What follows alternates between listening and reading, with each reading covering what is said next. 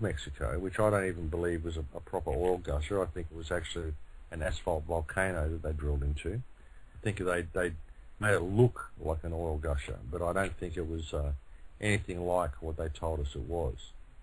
And I think it was very cleverly designed to get them to pass all the legislation that they didn't get through in Copenhagen, because the first thing we saw Obama do was come on and say, look, we've got to put all this in place, we've got to put all this, we're doing all this in terrible environmental damage happening, and so we have to put all these laws in place. And these were all the laws they didn't get through in Copenhagen.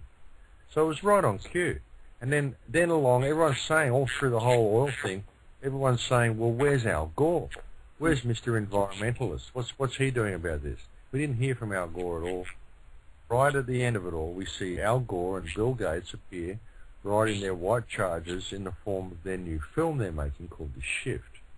And The Shift is a film which is basically saying, look, we need to think of humanity and Earth and as one organism, and we need to unite and do all this stuff. And all these things we actually need to do, but they're using this film to co-opt the entire environmental movement, the green movement, the New Age movement, everything they can think of, co-opt it all into one little parcel and say that they can fix the world with carbon tax. So it's very predictable that this oil spill would happen. And if you look at the Gulf of Mexico, you find that there is a huge percentage of the Gulf of Mexico floor is covered with asphalt volcanoes. If you drill into the side of one of these things, you're going to release just enough oil to create a pretty sizable oil slick, and you're going to create all this stuff and all these. No one's going to know what's going on because you've got security guards everywhere and private contractors everywhere keeping everyone away from the beaches. You get to spray all this Corexit 9500 in the Gulf, which is incredibly toxic, 4 times more toxic than the oil, which is all going to come down in acid rain and do an incredible amount of damage to all of the coastal regions. So you're going to see lots and lots of people all through Texas and Alabama and South Carolina and all these places all getting quite sick from acid rain and all the stuff that's in the Brexit. So they get to cull the population, they get to bring in all the laws that they didn't get passed in Copenhagen, and it's just so predictable. It's very, very well timed. Look at all the insider trading that happened before it. You know, Goldman Sachs dumping all their stocks, Tony Hayward dumping all his stock as well, all sorts of things. Halliburton buying the oil cleanup company just a matter of days before the event. There's so much to indicate that they knew to happen. And the nature of these deep oil deposits, I don't think that they'd be stupid enough to actually drill into a deep deposit in a mile of water, knowing they wouldn't ever be able to fix it. So I think it's basically an asphalt volcano. I think the whole thing is a big scam to get a whole bunch of legislation, a lot of very nasty legislation, all pushed through to trumpet Bill Gates and Al Gore's new environmental campaign. It's perfectly timed, and I think that's what's going on personally. So, since we know that this is how they operate, and I keep telling this to people that you may not believe in the esoteric things, but they do. Well, they don't even believe; they know it works, and that's how they operate. And again, it's just mass within mass. You know, it's not always that. You know, you see that such a thing has happened, then you start to understand that it probably was done on purpose, and then you come up with reasons, which most of the time you're just looking at, you know, the very surface of things. You know, and many people don't look deep to actually understand the reasons for this. So, also, we're starting to see a very similar pattern in terms of the United States behavior and United Nations behavior towards Iran. You know, we know that when, as you said, when the shock and awe happened in Iraq, it was a year after they started the sanctions, and I think it was about 2 months after the United States has passed a resolution stopping all the business ties with anyone in Iraq, any company that is international works in Iraq. Would basically, by that, they are saying to those companies in advance, get out of there, something is going to happen.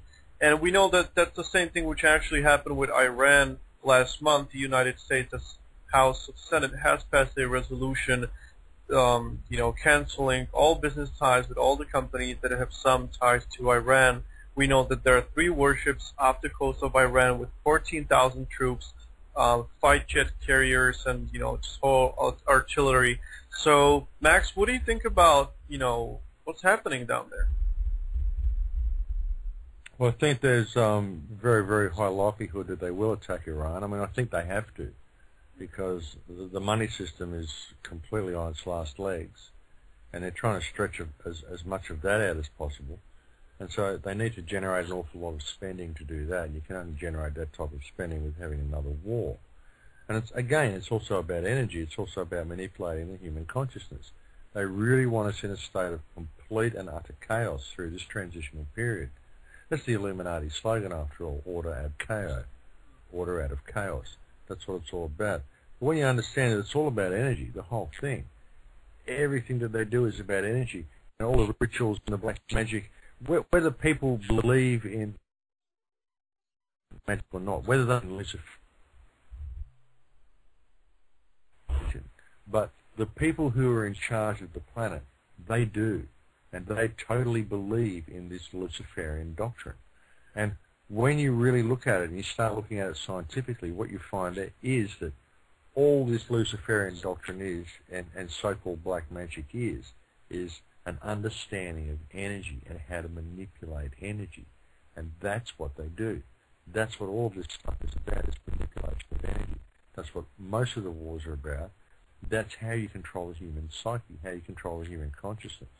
But the fact that they have to do this, they have to stage all of these wars through this transitional period. They have to make the world as negative as they can.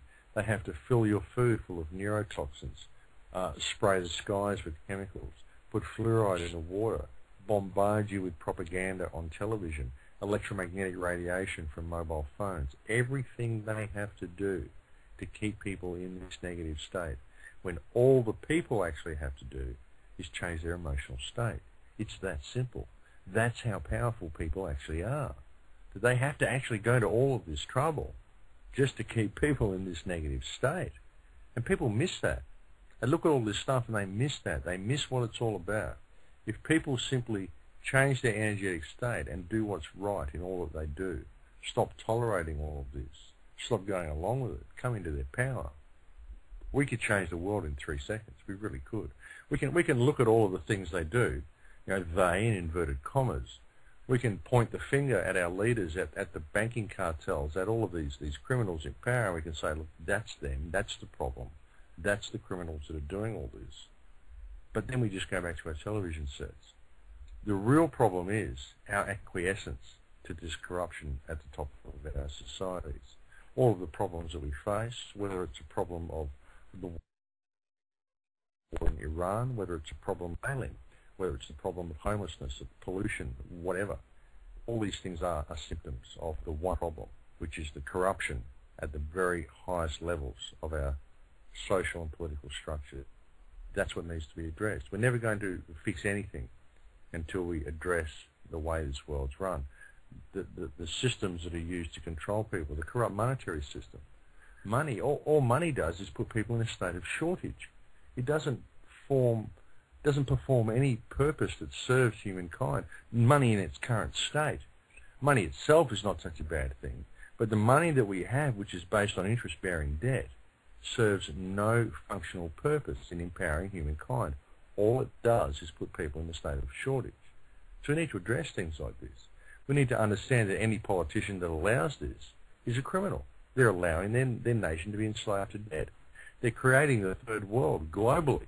They're turning the whole globe into the third world. They're doing it through this interest-based monetary system. They want to attack countries like Iran because Iran doesn't want to be part of all this. I mean, I don't think that I agree with the Prime Minister of Iran. I think he's probably as much in the game as anybody else. Yep. But, I mean, I don't think any of the wars that are fought for the reasons they tell us they are. I think Iran at the moment is a free-thinking nation. And Ahmadinejad has said he would like to see the end of Zionism in the world. People have taken that to say that he wants to see the end of the Jews. He doesn't want to see the end of the Jews, he just wants to see the end of Zionism. I think that would probably be a good thing. I don't think that Zionism performs any useful purpose either. I don't have anything against any race or any creed or any culture, any people from any country. I have a problem with governments worldwide. I think it's all puppeteered. It's all puppeteered by the banking cartels. And I think that the war with Iran is inevitable simply because without it, the entire system's going to crash because, unfortunately, we've developed this system which is based on conflict. We have to have an enemy. We have to generate spending. It's this consumer spending mentality where we just spend our time pulling things out of the earth and using them up quickly and turning them into rubbish and always creating conflicts because we have to have an enemy. Because if we don't have an enemy, we're going to have to look at ourselves. But they don't want people doing this. They really want people to be in this state of turmoil through this change. It's a big, messy web, but I think there's a lot of reasons that we're in the state that we're in. But I also think that it's our acquiescence to this corruption that allows it and allows it to be perpetuated. So I think that's where we have to look. I think we have to look within ourselves. I definitely agree that we do need to look within ourselves and first search for answers there. But also, so since you're saying you believe that the war with Iran is inevitable, and I'm not sure if you heard some of the reports that have been denied by the United States, but I don't trust what they say.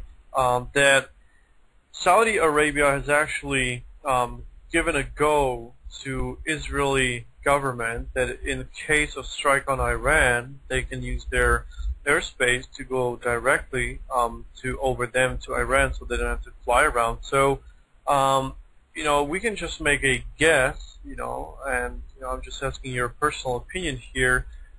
How do you think it's going to unfold, and what in your mind would be like the time scale? Is it going to happen within 1 month? Is it going to happen within 6 months? What do you think?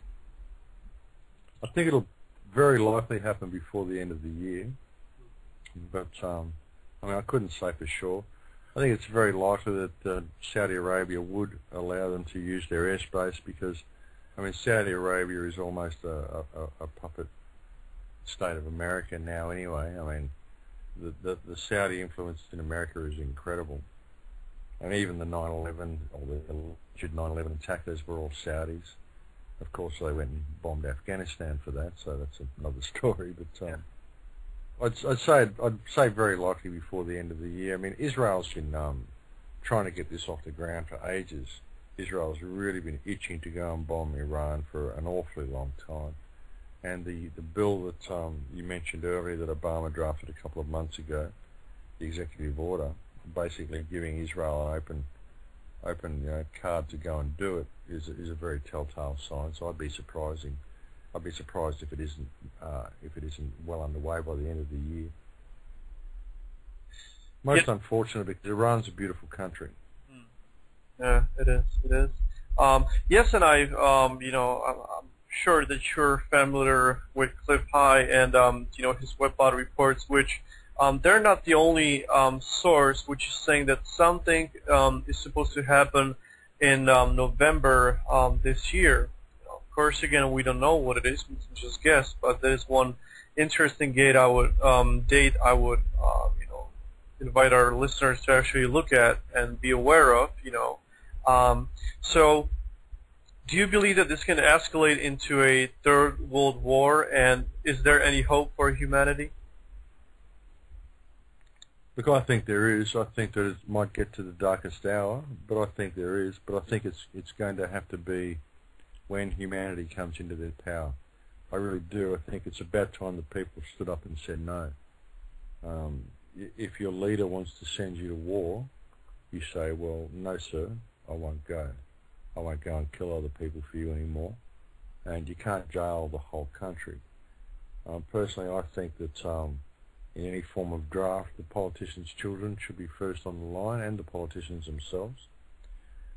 I've travelled a lot, and I've never found people anywhere that I didn't like. And what I've found with all wars is that it's not the people, it's not the nation fighting the nation, it's the politicians arguing with the other politicians, and usually it's being puppeteered by an international banking cartel that's financing both sides of the conflict and reaping an enormous amount of profit from it. I think that it's high time people started realizing that we're all together